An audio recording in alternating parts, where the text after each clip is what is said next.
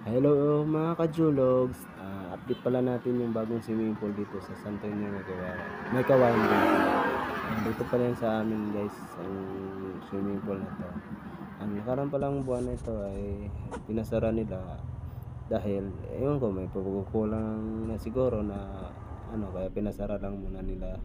Mga ilang buwan lang na ginawa nila uli. Ito na yung update niya guys. Maganda siya na guys.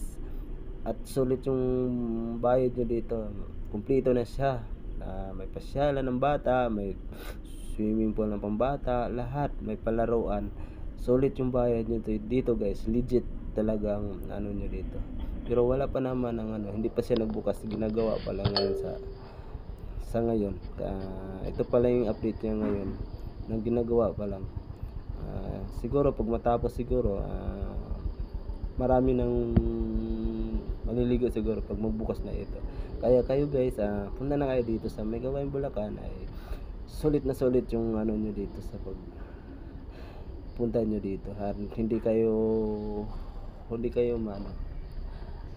Yun lang po guys, salamat. Thank you sa panonood.